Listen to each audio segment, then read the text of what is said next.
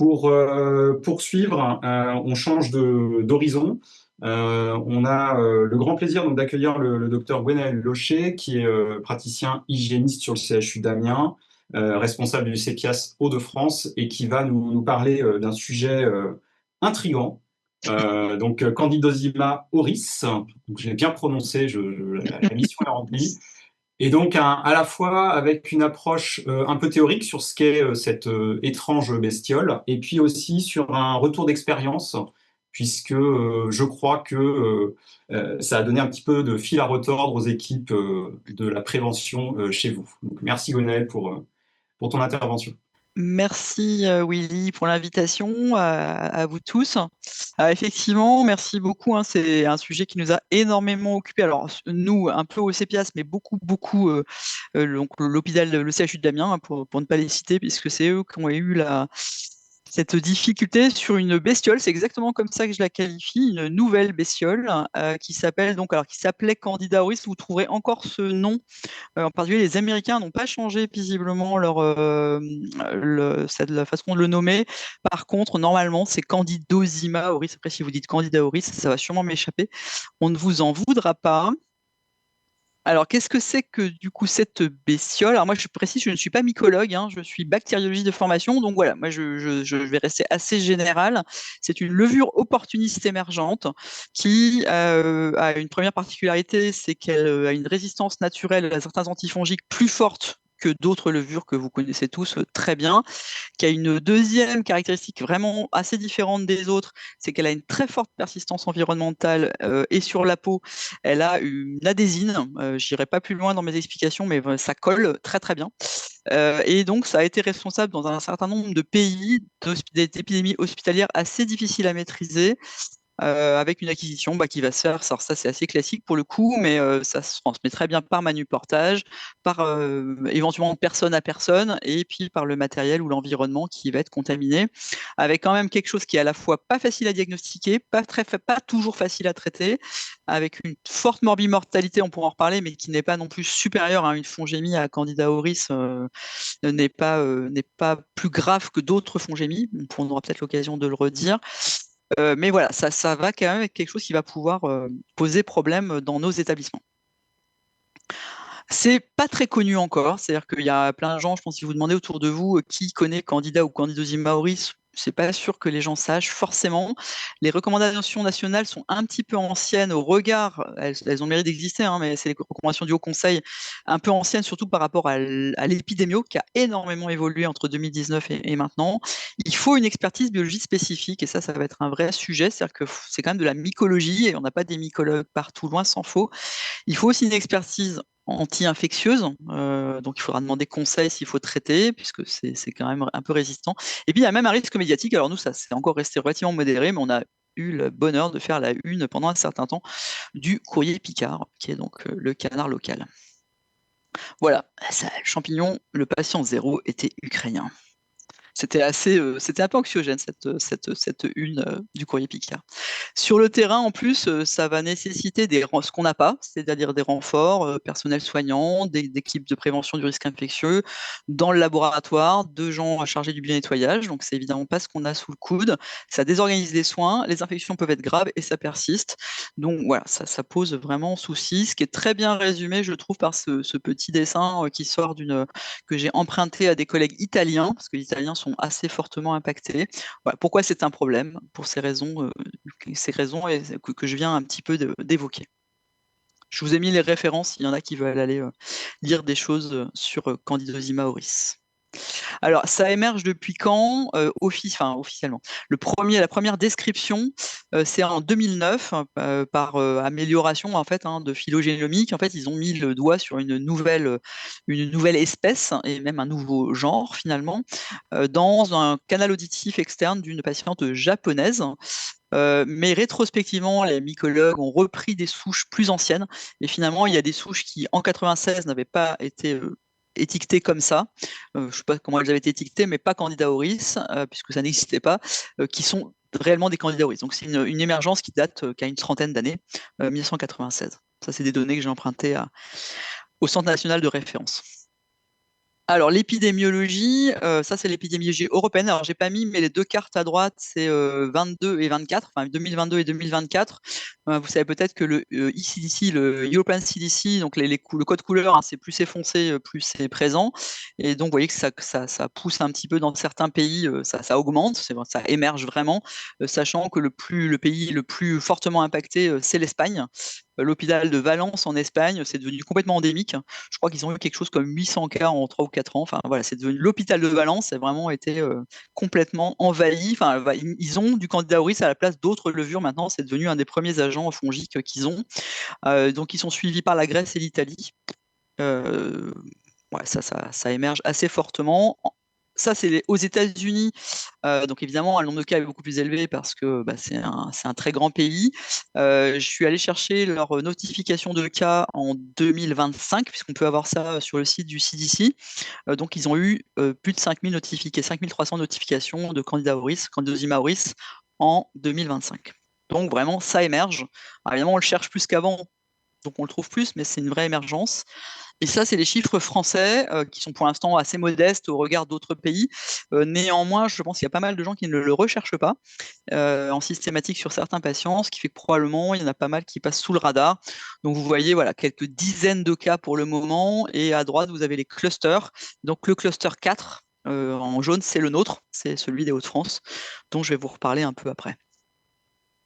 Voilà, et ça, c'est les pays d'importation. Alors, c'est pas parce que c'est les pays d'importation des cas déclarés en France, mais par contre, il y a plein d'autres pays qui en ont. C'est juste qu'on n'a pas eu de patients qui venaient de ces pays-là. Il y en a aux États-Unis, etc.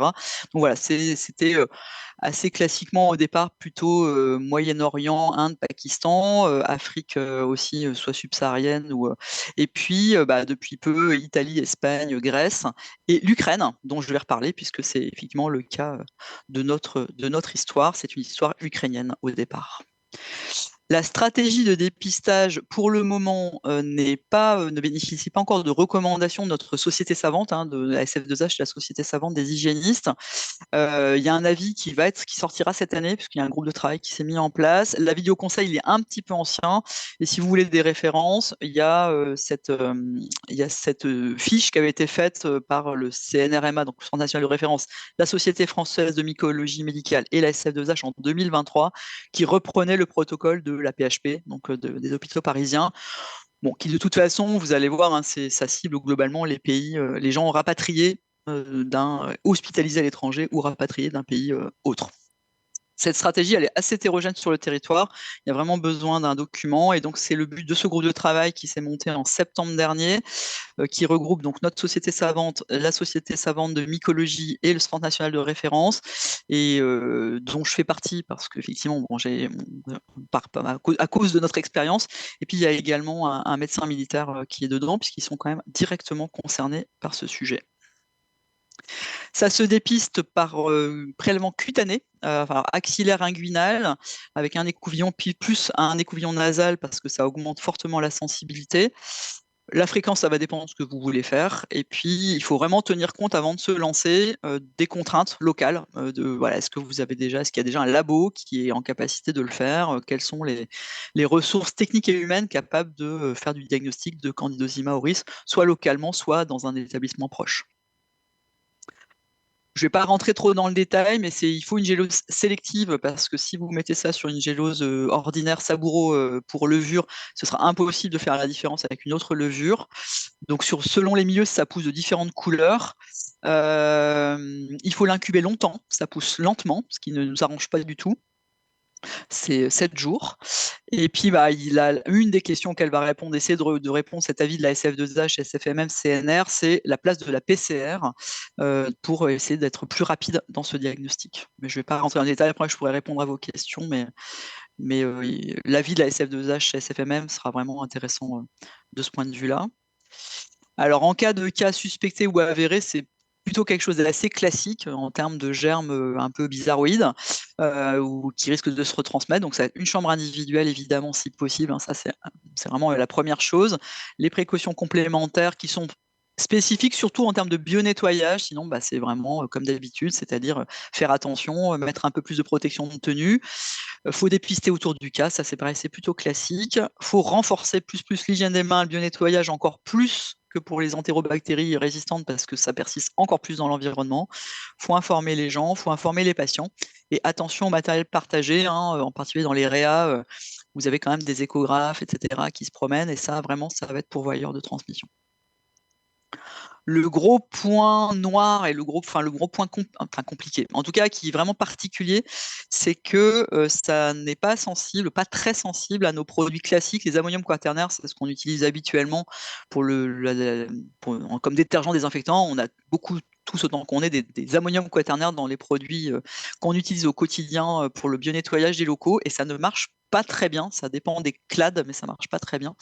Donc il faut un produit spécifique, et ces produits, ce sont des produits, ça correspond aux produits sporicides. C'est pas pour leur sporicides qu'on les utilise, mais c'est les mêmes que ceux qu'on utilise en cas de Clostridioides difficile. C'est ceux-là qui vont marcher, et si possible, il faut essayer d'en trouver un d'action rapide. Ce n'est pas le cas de tout ce qu'on a mis sur notre fiche, mais évidemment, si possible, ce sera plus simple. Il faut renforcer la fréquence du bio-nettoyage et sa qualité, et ça a été un énorme sujet au CHU d'Amiens. Et si vous avez dans vos établissements de la désinfection après sortie de patient, type désinfection par voie aérienne ou UV, c'est présent dans certains établissements, ça peut être utilisé en complément. Je vous ai mis le lien vers notre boîte à outils, puisqu'on a créé une boîte à outils sur Candida auris en raison de notre épidémie. Ça se signale, donc s'il y a des cas suspects en interne, il faut les signaler à l'équipe d'hygiène, les PRI, et puis si les PRI du coup se chargera de signaler sur notre logiciel de signalement qui s'appelle ICIN, qui est une plateforme nationale, et qui du coup ça arrivera au CEPIAS, à l'ARS et à Santé publique France. Bien sûr, encore plus s'il y a des cas groupés, et s'il y a des cas, il faut que le laboratoire hospitalier se mette en lien avec le Centre national de référence et qu'il envoie les souches, parce que ça permet de faire de l'épidémio et puis d'avoir vraiment des réponses, des comparaisons, et ils sont ils sont très disponibles pour répondre aux questions que l'établissement se poserait. Donc juste un petit mot sur notre règle. Je ne vais pas rentrer trop dans le détail, mais pour vous raconter un peu l'histoire, c'est un blessé de guerre ukrainien qui a été blessé sur le front en juillet 2023. C'était un trauma balistique abdominal grave avec multiperforation abdominale. Je vous ai pas mis la photo parce que c'est pas joli, et qui, après plusieurs mois d'hospitalisation sur place, a fini par être transféré en France par le jeu. Je crois que c'est la Croix-Rouge norvégienne, par le jeu de l'entraide entre pays européens, et qui est arrivé à Amiens. Il était déjà colonisé, infecté par plusieurs micro-organismes multirésistants. Vous savez que les rapaces-sanes, les rapatriés sanitaires, on est toujours très vigilants parce qu'on sait que c'est des nids de bestioles résistantes, surtout quand ils ont passé du temps dans leur pays d'où ils venaient. Et donc, il avait des antibactéries productrices de BLSE, BHRE, EPC, un pio tout auto-résistant et un abri. Et en plus, en fait, ils n'ont pas dépisté Auris à l'arrivée parce qu'ils ne le faisaient pas encore en systématique à ce moment-là. Mais quand ils l'ont fait en janvier, il était positif à Candida auris. Et ensuite, il a eu un parcours de soins extrêmement long parce que de façon très, ils n'arrivaient pas à refermer son abdomen en fait. Ils ont opéré, etc. Mais en fait, il avait un tel œdème au niveau digestif qu'ils n'arrivaient pas à le refermer. Donc, il avait des soins extrêmement lourds et il a passé donc du temps en réa, en chir, et puis pour finir, il est parti à Saint-Antoine pendant plusieurs mois, de octobre 2024 à février 2025. Et à Saint-Antoine, ils ont réussi à le refermer. Et il est revenu encore à Amiens donc en février 2025, et il a fini par sortir en HAD. Donc il s'en est sorti, ce monsieur, sans infection à Candida auris d'ailleurs, il faut le souligner. Il est sorti en mars 2025 en HAD. Et je ne sais pas ce qu'il est devenu depuis, mais voilà. Ce que je sais, c'est qu'il est revenu une journée au CHU dans les mois qu'on suivit, et qu'il était toujours porteur de Candida auris. Donc pour vous dire que quand ça colle quand même. Ça, c'est la courbe épidémique donc, de cette fameuse épidémie qui a duré donc 2 ans au total, puisqu'on a clôturé le signalement le 31 décembre dernier. Et donc, il y a plein de choses qu'on ne s'explique pas. Au départ, il est là quand même pendant des mois, et au départ, il y a très peu de cas secondaires, il n'y en a que 2. Et c'est après son départ que ça se déclenche. Donc ça, c'est assez mystérieux. On ne sait pas, est-ce que l'environnement a été de plus en plus ensemencé, que ça a fini... Franchement, il y a des choses qu'on ne s'explique pas. Il est probable qu'il y a eu des maillons épidémiologiques manqués, peut-être un problème de sensibilité de dépistage, peut-être un problème de diagnostic myco, peut-être des niches environnementales qui n'ont pas été. En tout cas, voilà, c'est comme ça que ça s'est passé. Ça a vraiment augmenté à partir de fin 2024, début 2025. À un moment donné, il y en avait dans plein de services différents, ce qui était quand même hyper compliqué à gérer. Après, ça s'est arrêté en mai-juin 2025 avec une très forte action sur le bio-nettoyage de la part de l'EOH. Et puis après, c'est reparti l'été dernier. Pareil, pour des raisons qu'on ne sait pas trop, qu'on ne s'explique pas forcément. Et ça a fini par, alors voilà, pourquoi ça a fini par s'arrêter? Là, c'est pareil, hein. Moi, j'ai pas d'explication claire, à part que l'équipe d'hygiène a continué vraiment des actions sur le terrain. On finit par agir, et puis il faut dire aussi qu'on faisait sortir les patients autant que possible dès qu'on pouvait. Il y a un certain nombre de patients qui sont décédés, ce qui a diminué aussi la présence de ce micro-organisme, en particulier en réanimation. C'était des patients très très lourds, il y en a pas, ils ne sont pas morts de ça, mais il y a eu beaucoup de décès parmi des patients extrêmement graves. C'est des patients de réa chirurgicale qui étaient quand même très lourds. Au total, 28 cas, plus 2 autres cas associés dans 2 autres établissements, au moins, alors ça c'est ceux dont on est au courant, un clone épidémique de clade 3, donc ça c'est la classification des différents clones mondiaux, et donc c'est un clade 3. 8 infections fongiques invasives, 4 décès chez des patients infectés, dont 2 ont été reconnus comme imputables par les réanimateurs, 18 réunions de cellules de crise, 4 réunions avec le Centre national de référence, des fermetures de lits, jusqu'à 200 écouvillons par semaine au labo au pire de la crise, donc ce qui est quand même un peu dur à absorber, et puis un peu de buzz médiatique local, qui n'est pas complètement terminé parce qu'il y a des patients qui sont persuadés qu'ils ont attrapé Candida auris alors que ce n'est pas le cas. Qu'est-ce qui explique la dissémination? C'est que des hypothèses. Le secteur de départ, clairement, réanimation chirurgicale avec des patients extrêmement lourds, une impossibilité, ou en tout cas, ils n'ont pas voulu, alors ce qu'ils ne pouvaient pas ou est-ce qu'ils ne voulaient pas, ça c'est toujours difficile à dire. En tout cas, ils n'ont pas fermé de lit en réanimation. Ils ont réussi à bloquer quelques lits en soins intensifs, mais pas en réa. Le patient zéro, qui restait quand même au total, je crois, plus d'1 an dans notre hôpital, a un micro-organisme très très persistant, qui pousse lentement, donc ce qui est compliqué en termes de réactivité diagnostique. On n'avait pas de PCR, ils n'avaient pas de PCR. Et puis une identification parfois complexe pour un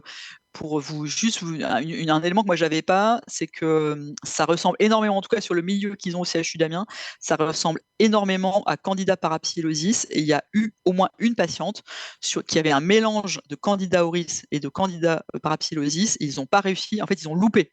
Ils n'ont pas pris la bonne colonie, et ils s'en sont rendus compte rétrospectivement en reprenant les écouvillons. Donc voilà, c'est pas si simple que ça. Des difficultés RH de tous ordres que vous connaissez très bien, qui sont dans tous les hôpitaux. Et puis un sujet vraiment qui fâche, c'est l'externalisation du bio-nettoyage dans certains services. Ici au CHU, alors pas en réa, mais il y a beaucoup de services où maintenant c'est une société extérieure qui fait le bio-nettoyage et qui le fait plutôt. Alors c'est pas du tout pour accuser les agents, c'est pas du tout leur faute, mais le bio-nettoyage est vraiment très mal fait. Ce qui a contribué à la maîtrise, il y a quand même eu quelques fermetures de lits, en tout cas des regroupements, voilà, ils ont réussi quand même à un peu diminuer l'activité dans certains secteurs, et ça a marché. Enfin, ça a dû aider. Très forte implication évidemment de l'équipe d'hygiène, des fortes actions sur le bio-nettoyage, mais qui a pris un temps fou, parce que formation d'agents, supervision de bio-nettoyage par l'équipe d'hygiène pendant un certain temps, avec des fois avec des fermetures. Ils ont fermé des chambres aussi après prélèvement, ça je ne l'ai pas noté. Des audits, une mise à blanc totale de la salle de radio interventionnelle qui était suspectée d'être un nid, donc avec un énorme bio-nettoyage 2 fois en vidant la salle, etc. Une bonne collaboration pluridisciplinaire, et puis un appui du Centre national de référence, du CEPIAS, de l'ARS, de Santé publique France. Voilà, on a essayé de faire avancer le schmilblick tous ensemble. À notre échelle, on a vraiment suivi le signalement depuis le début, parce qu'il a été signalé dès le départ et on est venu en appui. J'ai été invité quelques fois aux cellules de crise. On a tout de suite informé les autres CEPIAS parce que d'abord il y a des frontaliers qui peuvent être concernés. Une région, il y a des gens qui peuvent être à cheval, qui peuvent aller dans l'hôpital de la région d'à côté. Moi, je voulais absolument qu'ils soient informés. Et puis de leur raconter cette histoire qui risquait d'arriver ailleurs. Beaucoup échangé avec l'agence, le centre régional de santé, SP France et le CNR. Et puis on a fini par décider de produire nos propres documents parce qu'on ne trouvait pas ce qu'on voulait ailleurs. Donc on a fait plusieurs recos qui sont disponibles. Et on a aussi fait une fiche nationale, validée au national avec le Centre national de référence et la Société française de mycologie médicale, qui peut vraiment vous aider et que je vous encourage à partager très largement parce que du coup, elle est nationale et elle peut vraiment aider à savoir est-ce qu'on sait faire ou pas dans notre établissement. Et puis, on a fait une enquête régionale aussi auprès de nos EOH pour savoir ce qu'ils savaient faire, pour connaître un peu leur degré de préparation qui était assez hétérogène. Voilà, ça c'est notre fiche, c'est une des fiches qu'on a faites, une fiche vraiment synthétique pour les équipes d'hygiène. On a fait également une fiche spécifique sur les précautions complémentaires. Donc, il y a une espèce de kit boîte à outils candidat au risque, alors qui est notre outil à nous, mais voilà, qui peut aider si les gens ont besoin de s'inspirer. Et puis, celle-ci, c'est vraiment la fiche validée par l'Institut Pasteur, enfin par le CNR. Ça, vous pouvez la diffuser hyper largement dans vos labos privés, publics. Nous, on l'a diffusée aussi auprès des labos privés, parce qu'il n'est pas exclu qu'un jour, on leur demande d'aider au diagnostic de candidosima au risque, parce que le privé, en fait, alors on n'est pas tellement habitué à faire ce type de recherche, mais par contre, il y en a beaucoup. Maintenant, vous savez que c'est des très gros plateaux techniques dans le privé, et il y en a qui sont mieux équipés que certains hôpitaux. Et il y en a qui ont des spectromètres de masse, alors que dans des hôpitaux, il n'y en a pas. Donc, en fait, ils ont la possibilité technique de faire ce diagnostic. Voilà, donc en pratique, pour conclure, il faut vraiment en discuter localement. Il faut que ce soit un sujet, à mon sens, qui soit lancé dans tous les établissements, en tout cas tous ceux qui sont amenés à recevoir des patients hospitalisés à l'étranger, parce qu'il y a les rapatriés sanitaires, mais il y a tous les autres. Pour la petite histoire, en fait, depuis, on a eu un autre cas dans la région qui n'était pas un rapassane, parce que vous savez que les rapassanes, ils sont normalement bien repéré, puisque déjà, en général, les réanimateurs, alors si ça arrive en réa, les réa, ils sont bien au courant. L'ARS, normalement, reçoit une notification de l'assureur et va envoyer un mail à l'établissement en disant attention, vous avez un rapatrié sanitaire. Voilà. Donc, il y a quand même, ils sont en général bien repérés. Par contre, vous pouvez avoir des rapatriements, je mets des guillemets, des rapatriements un peu sauvages. Nous, on a eu dans la région depuis un autre cas de Candidosima auris, qui n'a rien à voir avec l'épidémie que je viens de vous raconter, une patiente d'origine kosovare qui a été mise dans sa voiture par sa famille, sa famille est franco-kosovare. Ils l'ont mise dans une bagnole, ils voulaient la faire soigner en France, ils sont arrivés dans un SSR en Haute-France, et elle est passée sous les radars, cette dame-là, par contre. Et elle a eu son candidat auris dans une urine, dans un prélèvement clinique. Donc attention, voilà, origine de pays, enfin, patient qui vient de l'étranger, je pense qu'il faut vraiment se poser la question du dépistage de Candidosima auris, en plus d'autres dépistages. Le texte national, il est en cours de rédaction. Je ne peux pas vous donner de date, je ne suis pas pilote du groupe, mais j'espère en tout cas avant la fin du premier semestre de cette année. Bien repérer les patients à haut risque. Et puis, en fait, nous, la conclusion qu'on tire de l'expérience d'Amiens, c'est que probablement, déjà, ils n'avaient pas repéré le patient au départ, puisqu'ils ne faisaient pas de dépistage candidat au risque. Et a priori, il faut mieux taper vite et fort, donc si possible, tout de suite sur le premier cas, si on en a un, mais vraiment, voilà, renforcer le bio-nettoyage, si possible faire de la PCR, parce qu'évidemment, vous allez gagner beaucoup de temps, mais bon, ça, voilà, ça, c'est pas, il faut encore avoir la technique. En tout cas, voilà, peut-être être vraiment un peu agressif sur le premier ou les tout premiers cas, parce qu'une fois que ça part, un peu comme ça, comme nous, comme au CHU de l'Amiens, c'est très très difficile à récupérer après. Ça devient, voilà, c'est comme toute épidémie, mais là, avec cette persistance environnementale majeure, ça va vraiment être très très complexe ça fait penser, enfin, si ça doit vous faire rappeler quelque chose sur le plan bactériologique, c'est les acinétos, quoi. C'est ça, pour moi, c'est de ça que ça se rapproche le plus, cette persistance environnementale, avec en plus un germe opportuniste qui va quand même pouvoir générer des infections gravissimes chez des patients.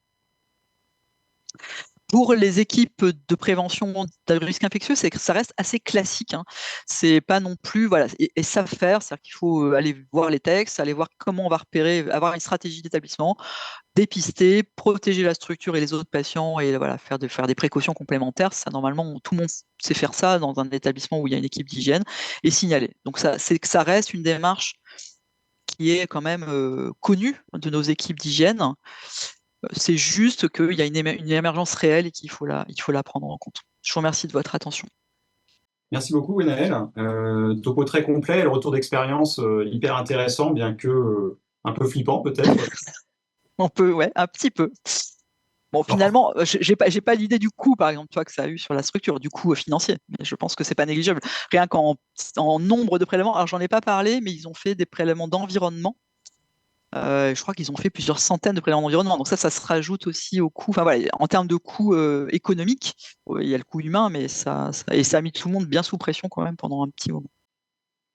Oui, on imagine la pression ne serait-ce que sur le côté RH avec les réunions que tu as citées et l'émulation que ça peut créer. Enfin, c'est vraiment. Ouais, ils ont demandé un texte supplémentaire au labo de Nico. Enfin, non, ça a été compliqué. Et là, on touche du bois, hein, parce qu'honnêtement, on ne sait pas trop. Il y a quand même, ils ont créé une file active en fait de patients en contact, des patients porteurs. Il doit y en avoir encore quelques-uns quand même, hein, qui sont amenés à revenir, parce que en plus c'est des patients graves, fragiles. Donc même ceux qui sont sortis, ils peuvent tout à fait revenir, hein. Il y en a qui ont fait des allers-retours quand même entre leur domicile et l'AREA, hein. Enfin, donc, on croise les doigts. Élodie, est-ce que tu as des questions pour Oui, Gwenaël? alors il y avait une question. Est-ce qu'on a une idée de la durée de portage? On n'a aucune idée à ce jour. Alors, on n'a aucune idée. Disons que quand on pose la question, parce que nous, notre référence, c'est Alexandra Lagneau, qui est au CNR, hein, qui est vraiment hyper aidant, qui est en plus hyper accessible, hein. Si jamais vous avez des questions, si un jour vous avez un cas de candidat au risque, enfin vraiment, ils sont extra au CNR. Ils savent pas trop parce que pour l'instant, ils n'ont pas beaucoup de littérature. Et nous, pour l'instant, à ce jour, notre patient ukrainien, il est toujours porteur. Donc, et ça fait au moins 2 ans. Donc, ça peut visiblement perdurer très longtemps. À l'inverse, on a certains patients. On a un patient, il lui avait, alors on s'est vraiment posé la question, il a eu qu'un seul prélèvement positif qui était un prélèvement de LBA, mais il avait été intubé en urgence dans son lit et on a supposé qu'en fait il lui avait mis, enfin voilà, il l'avait eu directement pendant l'intubation. Par contre, il n'a jamais été positif en dépistage. Il y en a qui ont été positifs parfois, négatifs parfois, donc bon, pas de réponse nette à cette question. Mais pour l'instant, c'est un peu quand même à l'ancienne, c'est candidat un jour, candidat toujours, quoi. Merci. Il n'y a pas de décolonisation, hein, parce que ça, c'est une question que j'ai eue ailleurs. Enfin, en tout cas, pour l'instant, personne ne la recommande. On se pose la question de le mettre dans la vie quand même, en disant que peut-être ça pourrait diminuer l'inoculum si vraiment on a une épidémie hors de contrôle. Mais l'inquiétude, c'est que ça crée des résistances en fait. C'est-à-dire que c'est que si on fait des douches à la chlorex, qu'on se retrouve avec un Candidosium maoris résistant à la chlorex, ce qui n'est pas forcément, on n'a pas très envie, quoi. En termes de recommandations de dépistage à l'entrée, vous l'avez évoqué, en attendant les recommandations, ça serait vraiment d'être assez systématique, quel que soit le secteur de séjour hospitalier de la personne, pour qu'on ait déjà un petit peu des idées. Alors, ouais, alors, nous, on a hésité, en fait, parce que clairement, en fait, si on veut protéger, enfin, c'est le risque de fongémie, ça va être vraiment la réa, ça c'est sûr. Enfin, la réa ou, je sais pas, les grands brûlés, les hématocancéraux, enfin, les zones de grande fragilité de patients. Mais par contre, s'il y a pas mal de patients qui vont arriver éventuellement en SSR ou enfin même des rapassanes, et le risque c'est que ça se diffuse en fait. C'est que le patient. Donc aujourd'hui, la reco, ce serait quand même ce serait un peu comme les BHRE à l'origine, tout patient hospitalisé dans les 12 derniers mois à l'étranger. Et dans les recos ailleurs, je sais que je crois que c'est les Belges, ils ont aussi ciblé les patients régulièrement dialysés à l'étranger comme étant un secteur à risque. Donc voilà, où c'est pas de l'hospice pour le coup forcément au sens hospice avec hébergement.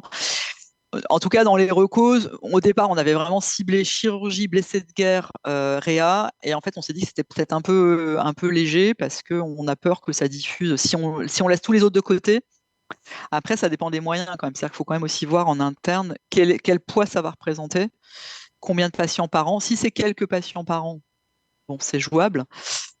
Voilà, en tout cas, pour moi, il faut d'abord, c'est ce que disent les Anglais dans leur reco, ils sont assez pragmatiques, ils disent en fonction aussi des possibilités techniques, humaines en interne, mais ça vaut le coup de se renseigner quand même et à mon avis, de cibler pour l'instant, parce que c'est pour l'instant une émergence qui est modeste en France, mais si on la repère pas, elle va forcément monter, quoi.